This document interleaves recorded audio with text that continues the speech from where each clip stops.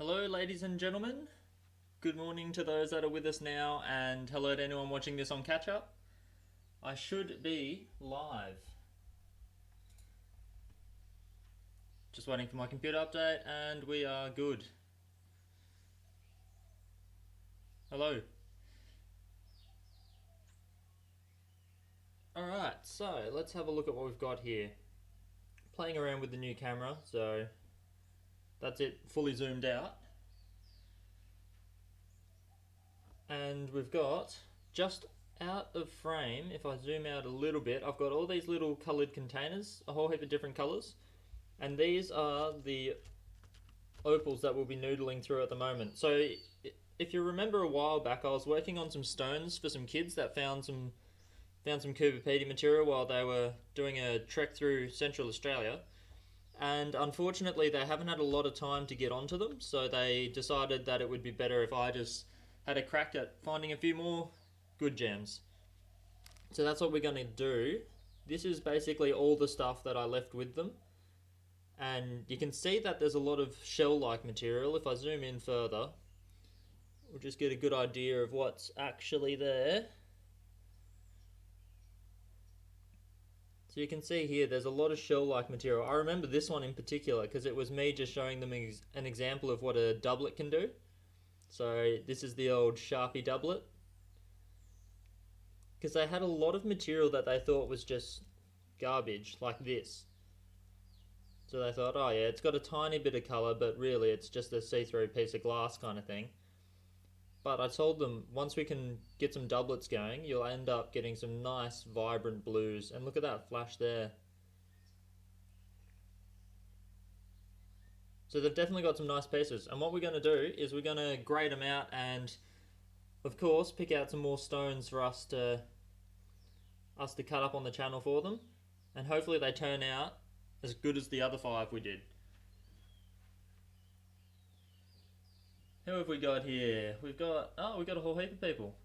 That's good. That camera quality is prime. Working on it. The autofocus really sucks when it's not using people's faces to recognize. So I'm just going to go manual focus, zooming in and out. I'll probably actually let's pick a camera setting to go with. I reckon we zoom in about here and we make sure it focuses on whatever we're holding about here. So we're just going to run through and we're going to find some stuff. Feel free to ask questions and stuff along the way. It's more of a casual kind of noodle since half the job's already been done. You can see that it's all fairly clean of dirt. I didn't do that. So the kids actually got a toothbrush onto it and they toothbrushed all the dirt away so it could make it easier for me to have a look at. Because I did go through quickly when it was just raw and picked out those 5 pieces that we worked on the channel. But it was pretty tough to gauge anything, and I can see that I missed a whole heap of nice little colourful stones here and there. Might actually zoom in a little bit closer and we'll just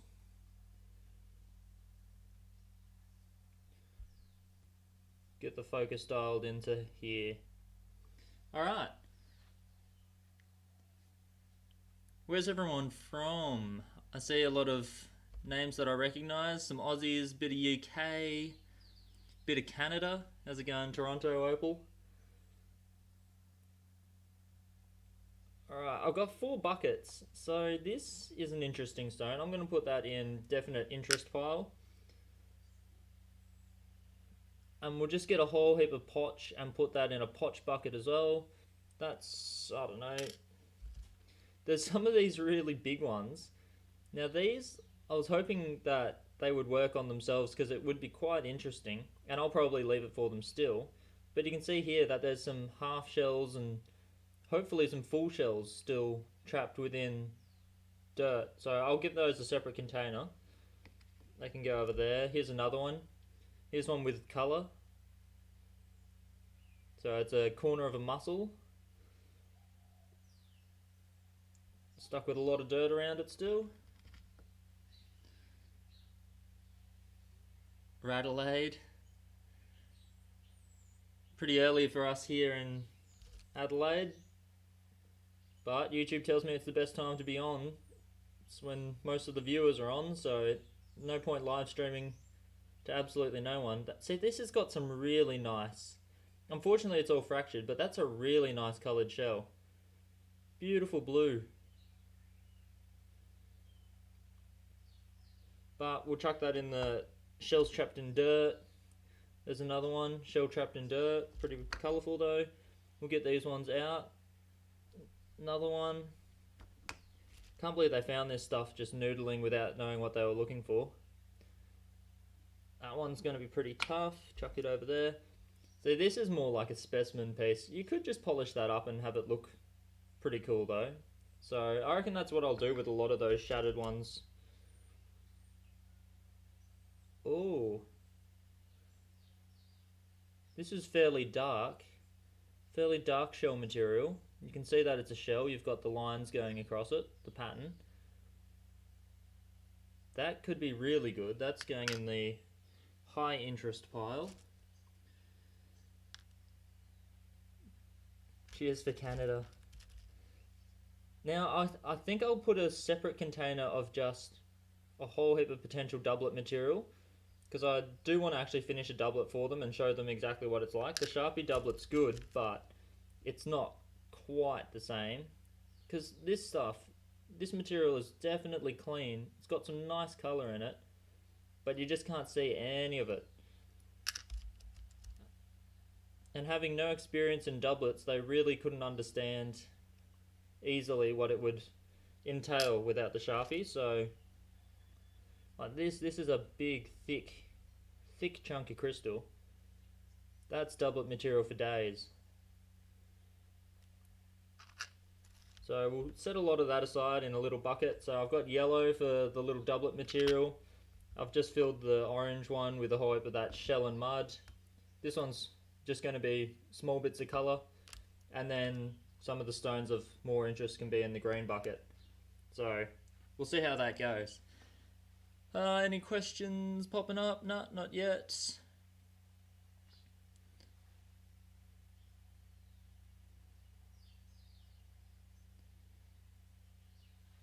Hello everybody. We got a fair few people here. It's pretty good. Hopefully you're all on the Facebook group as well.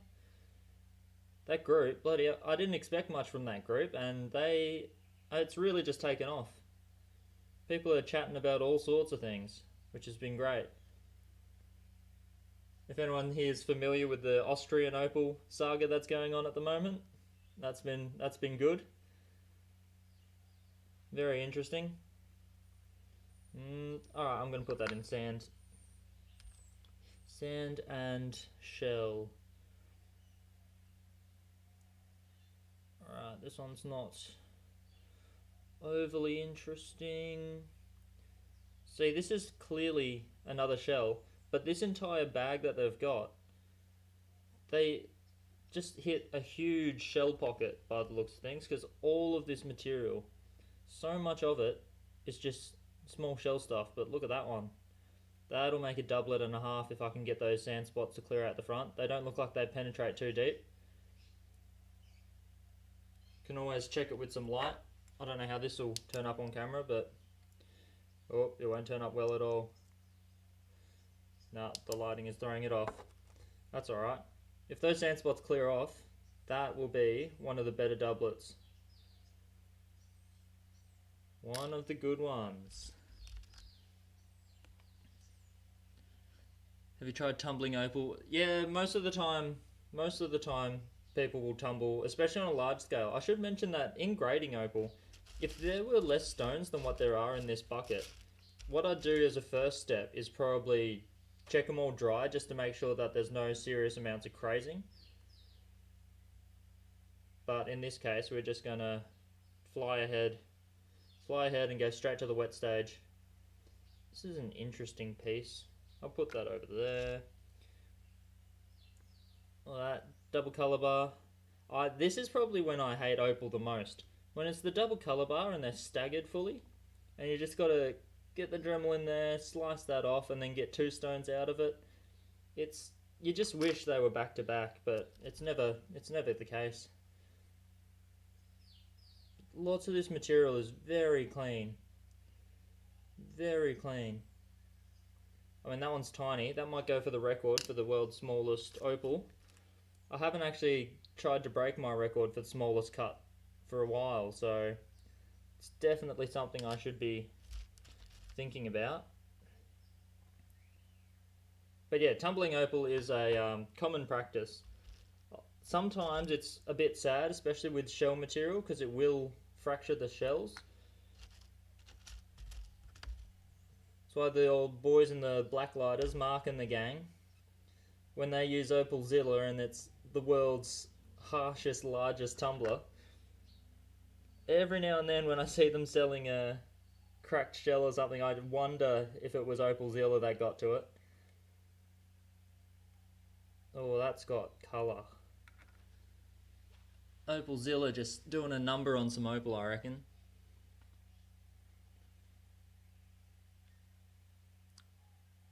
Would you recommend starting with a higher grit of sandpaper on shells?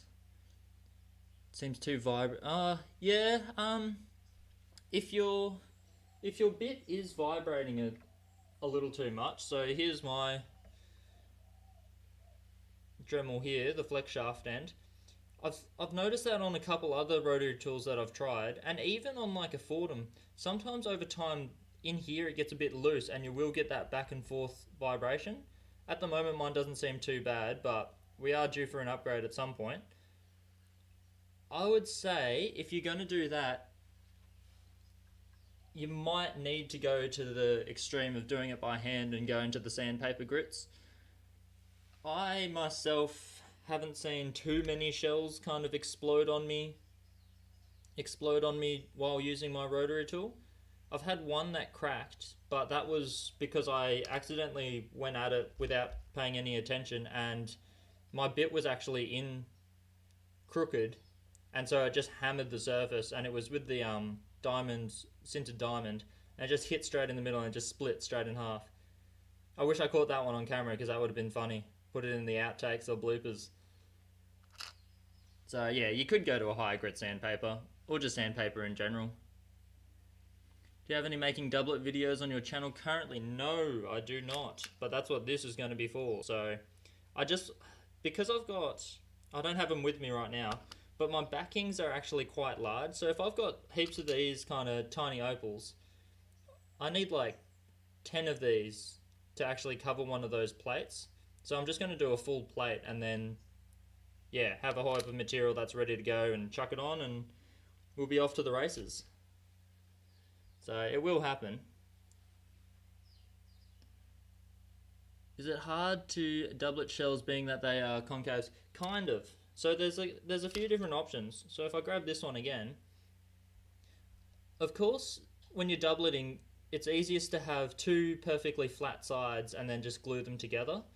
But what you can do, and some people have done it, you can actually paint layers of epoxy onto any kind of shaped surface. And in that case, you're making the epoxy conform to the actual stone. And you can have an entire doublet made with a backing of black epoxy, which is, I don't know, it's not ideal, but it can be done. Otherwise, yeah, you can go ahead and flatten, like this one, I'd probably just clip off the edge here where it tapers really hard, because shells are not actually that curved, surprisingly enough. So if I clip that off, I can flatten that just enough to get it glued on. Or I can come from this side, flatten that edge, and then glue that on. If it's a really small, tight, curling shell, then you're in a bit of trouble. So, like this one here, we've got not a lot to work with, and it's like that. And in that case, you can still glue it onto a backing. The hardest part is getting rid of any air bubbles, because normally you like to wiggle them flat and get the air bubbles out. This way you've kind of got to, you've got to try really hard to get the air bubbles out. You've got to make sure there's no air bubbles in the glue before you press the thing on, is the best way to do it. So let's keep sifting through. I know there's some really, I mean, this isn't shell material, but that's really interesting. That line is just getting right near that dark potch. And remember, it's not the potch behind the stone that makes it a black opal. It's if the color bar actually sits within and you can see it through the face. But it's always promising to see a darker bit of potch right behind a color bar, but that's ultra thin. That could be a difficult one, and it's got that massive chunk out the back. But we've dealt with pieces with chunks out the back before. We are fine. Let's have a good look at some of. See, this would be a really nice cushion, destined to be a beautiful cushion cut blue. Look at that, that's electric. Looks like lightning across the surface. That one will definitely be on the channel at some point. Just because I like the challenge of cutting a small cushion cut every now and then. And it's been a while since I've done a contender for the world's smallest opal cut. Here's another really nice one. That'll go on the end of a toothpick, so that might be that contender. Oh, standing up a bit. This is a weird thing to do. Oh, Hawaii. What kind of epoxy would you use? So epoxy 330, I think, is the one to go with. Some people go for the 220 as well. Both of those are really good for doublets. And then some go all out and use, oh, what is it? It's not Opticon, it's the other one. Opticon's better for stabilizing cracks. There is another one that they use in museums that can be used for doublets as well. Some people go real overboard and use that stuff. It's meant to last a lifetime and be a little bit more tolerant of water and stuff, but really it's, I don't know, for the cost, it's quite excessive. That's another really good small one.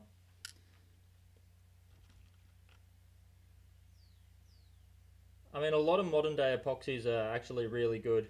If you talk to some real old school miners and opal cutters, they'll have all sorts of opinions on epoxies and stuff, but the newer current versions of epoxies are actually really, really good. So they're much more tolerant of water, and I'll do a few tests with that kind of stuff, but I know that a few friends of mine have already done a few tests, and some of them, they've soaked them in hot water for days at a time and still not got the backing to come off. So if you glue it on well, it really does become a proper glued on chunk. Let's have a quick rummage. There's so much of this small shell material. These kids have really good eyes. See, this one's even really dark, and that's coming through the skin there. It's small, but if I can get a pair of those, that's an earring and a half. Dark Coober Pedy. Very good stuff.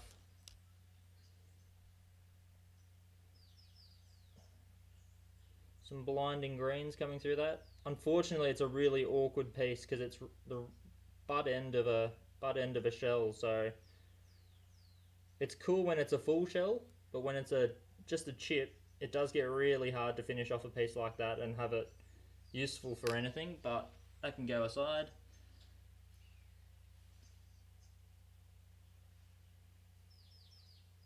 Some more from the UK. I need to get better at time zones. I need multi-clock. All I know is that this is a pretty good time for everyone across the world. Even though it's really early for me, I think it's afternoon in the US. Actually, it's a weird time in the UK at the moment, isn't it? And if the UK peeps want to chime in and let me know what time it is. I mean, somewhere in the world it has to be a really awkward time. I guess it would be more some of the Asian countries. This wouldn't be a great time to have a live stream on for. Oh, that one's a bit cloudy. Still interesting.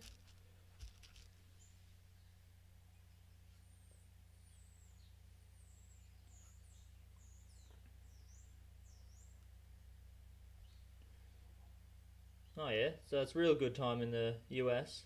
I know because I always wake up in the mornings to a lot of messages from some of my US friends some of the US viewers that I chat to on a regular basis are typically sending stuff through about now while they're at work. Man, some really good blue crystal shell. There is so much of that. And then there's just some... So that's a shell as well, and then just one band. It's amazing how this stuff forms. Just one band of colour going across it. That's so cool. I mean, that could be some sort of pendant where you've just got a strip of colour and the rest is just going to be the natural common opal look. Whoops, I put that in the wrong container. A few bits of this really cloudy shell. I'm not entirely sure what to do with that stuff. I guess I can make a doublet. It's not that bad. Oh yeah, so it's getting pretty late over in Scotland and the UK.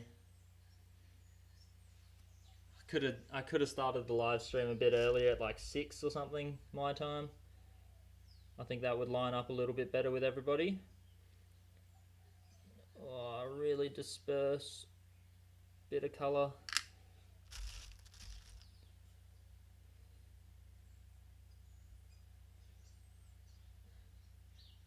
Yep, more of that doublet material.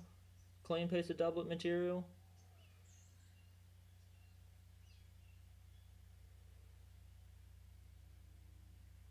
How about we do a quick Sharpie doublet in front of everybody's eyes?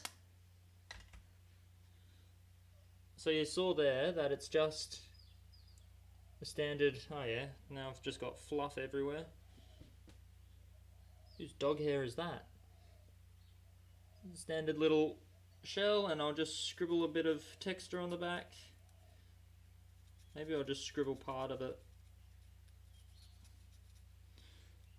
See, and then suddenly, and that's not even good coverage. So for those that haven't played with doublets and don't understand why we do it, every now and then you can get something from very little. As long as it's clean and transparent, you're pretty set.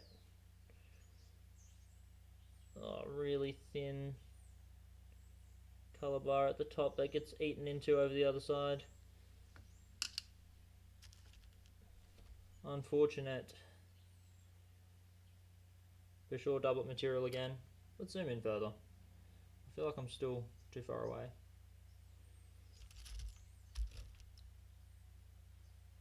Focus back to here. Beautiful.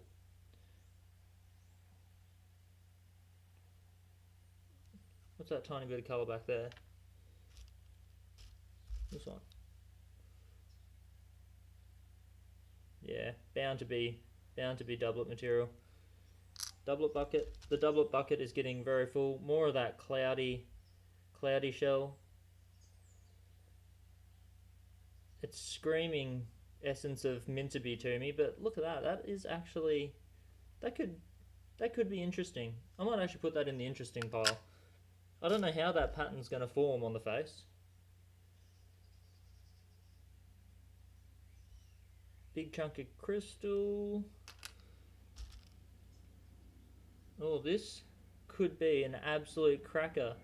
Look at that coming through the skin. That's a multicolour.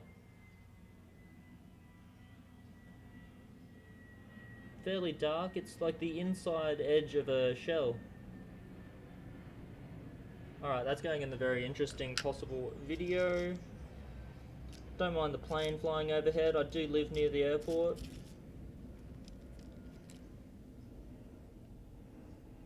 Really dark, small bit of crystal.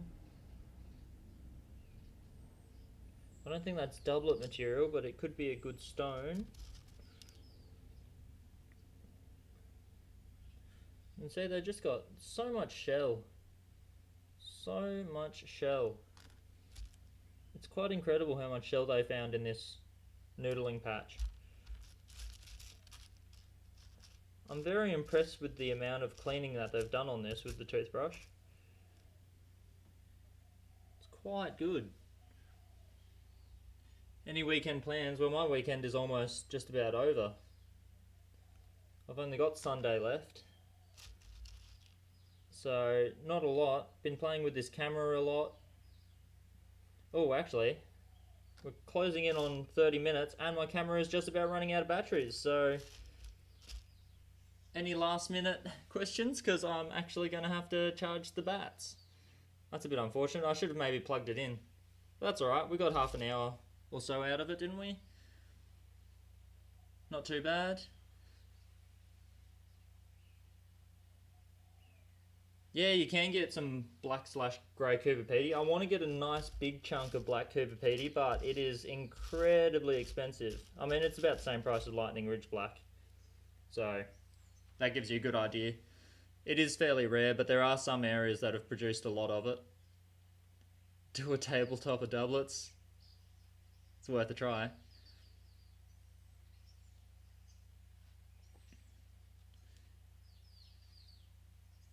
I'll have to get in touch with Mark and the Blacklighters about some Coober Pedy black material. Actually, Julian can track some down for me as well, so I might get in touch with Julian. Julian Stavrius. See him appear on the channel quite a bit. But yeah, so even just in that quick noodle, we've got heaps of crystal material and a few interesting stones that'll pop up on the channel. So I'm quite happy. Hopefully I can pull off some good stones like last time for the kids and pass it on. So yeah. Oh well, we almost got half an hour. Gives me an idea of the range of the battery, so that's alright. Yeah, I guess I'll see you guys around. We will get on to carving some of this. I don't know what I'll do with all these shells. I think I might leave a couple for the kids to play with, but I might show them how to do one. Get it out of the dirt, see if it falls apart. So yeah. Oh, and that's the battery going dead. So I'll see you guys in the next video. Yeah, I'll get to carving a few bits and pieces. I've got heaps ready to go. So